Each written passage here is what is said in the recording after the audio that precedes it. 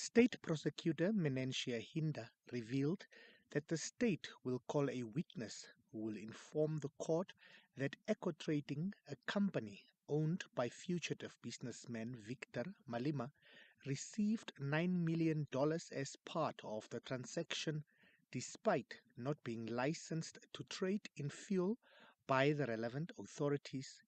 Hinda further said NAMCOR's former managing director Emmanuel Mulunga did not have the authorization from the NAMCOR board to approve the payment.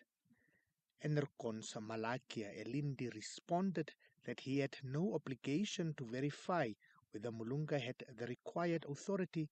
He also told the court that he could not have known whether Ecotrading was licensed to deliver fuel. Elindi further stated that former NAMCOR executive Jennifer Hamukwaya was made a signatory to the bank account into which the $53 million was paid. He said her inclusion was intended to ensure the payment of a $35 million debt Enercon owed to NAMCOR.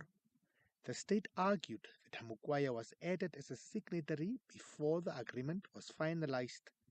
Despite the payment, NAMCOR did not deliver any fuel to the Ministry of Defense under the agreement. Enercon continued supplying fuel to the ministry after the sale. Elindi testified that this was due to national security concerns and maintained that Enercon was under no legal obligation to notify the ministry of its agreement with NAMCOR.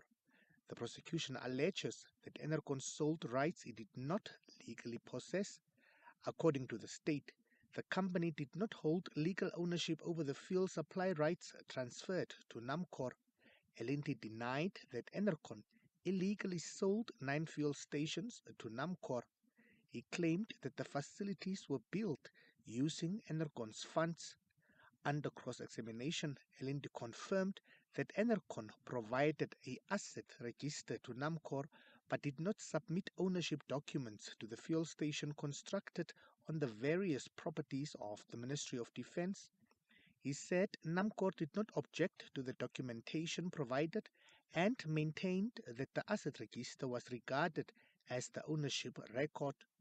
The agreement between Enercon and NAMCOR required the Elindi brothers to submit an asset register, ownership documents, and all necessary certificates, said Hinda.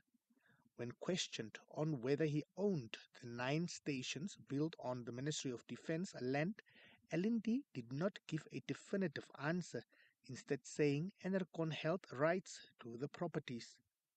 Elindi told the court that NAMCOR was not blocked from taking possession of the assets and that the company simply cancelled the agreement. Elindi's legal team accused the state of withholding critical bank records, claiming that the prosecution failed to disclose bank statements relevant to the case. The bail hearing remains ongoing. ML Sabeb, NBC News, Windhoek.